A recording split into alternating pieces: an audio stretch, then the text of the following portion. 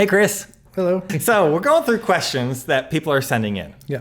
Here's one that's come up quite a bit. And this one, I think, because I've also seen people commenting on Facebook their answers to this, and it seems to be a pretty wide version of responses. Okay. So you're the professional. How often should you really change your AC filter? So the real answer is when it gets dirty. But how do you know when it gets dirty is the next question. Well, I recommend all my customers check their filters every month. If it's dirty, replace it. If it's clean, keep it in there for another month. What dirty looks like. Most filters come white. And the filter's going to have a layer of glue on it to catch the dirt. And so when it turns just that light brown color, it's done its job. It's collected that dirt. And you need to replace it. If you look at your filter and it is plugged full and it's nasty, you should have changed it probably a few weeks ago. And once you get a cycle for your house, you'll know I need to check it every week, every 2 weeks, every month, or every 2 months, and go from there. All right, so you said something there that just kind of piqued me a little bit. You said you should check the air filter, and then if it's dirty, change it. Yes. My mind went to, if I'm checking it, that's the annoying part anyway, is getting to it. Why don't I just change it once a month then? That's not a bad idea. While you're up on that ladder, go ahead and just put a new one in there. But so in the fall and the springtime here in Oklahoma, our ACs don't run and heaters don't run as much. So you won't need to change it because hasn't been running and pulling air across it. So that's why I always say that. You know, that actually just made me think of another question about this. And people haven't been writing it in because it's the wrong season for it. I bet if it were spring, this would be in there. So you said it doesn't run as much in spring and fall because of the temperature. Does a clean AC filter help me with allergies? Yes. How? Well, that filter is designed to collect particles, whether that may be dust, hair, dirt, or allergy, things that cause your allergies to spike. So it's going to collect it inside that filter, and then when you change it, you're throwing it away and remove it from your house. So it'll clean the air. Yeah, it's air filter. Filter cleans. Okay, so I'm rabbit trailing a little bit That's here. okay. So if I have allergy concerns in my house, Yes. there's a mode on my AC system that I think it says fan on or something like that, which I think makes the fan just always blow air. Right. Is that a good idea to clean my air? Yes. Yeah. So if you turn your fan to on, what that means is that indoor blower motor is going to run 24/7 no matter what you want the AC to do.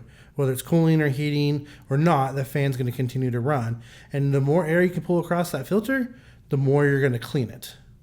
So this would be, for lack of a better way to phrase it, the poor man's way of filtering the air in the house without buying expensive, like freestanding filter systems and things. Maybe so, but there's always pros and cons to everything you do. So if you're leaving that fan on all the time, it's going to spike your electricity bill just a little bit. But in the summertime, when you're running that AC a lot, the AC is pulling humidity out of the air. And in that coil upstairs, there's going to be water. So now you're blowing an air across a coil full of water when the AC is not running. You're not putting humidity back in your house. Okay. So you're actually going to drive the humidity up, which is actually going to drive your comfort level down. Gotcha. So there's pros and cons to that. All right. Thanks, Chris. Yeah.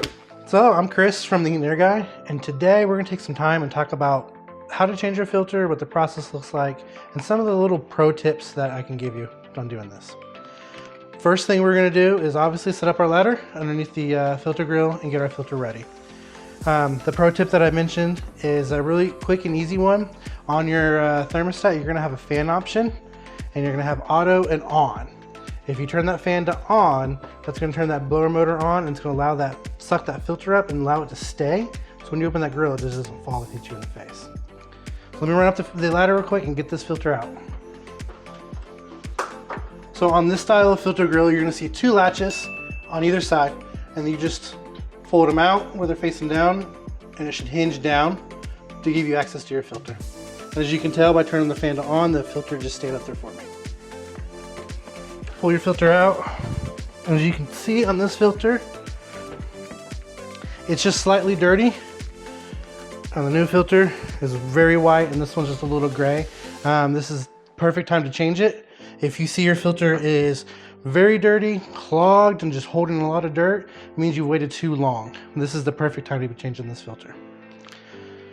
When we go to put the new filter in, every filter is going to have an arrow on it. That is going to be airflow direction. That arrow should always point towards your system. So in this instance, our furnace and our system is going to be up in the attic. So we're going to point the filter up towards the attic, towards that system.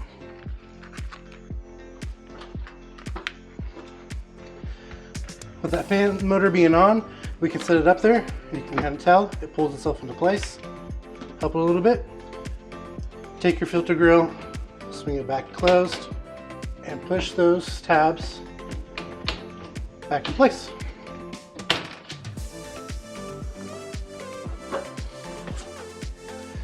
There you have it. It's how you change your filter. This is something I recommend homeowners to at least check their filter once a month. If it's dirty, replace it. If not, wait another month and check it again.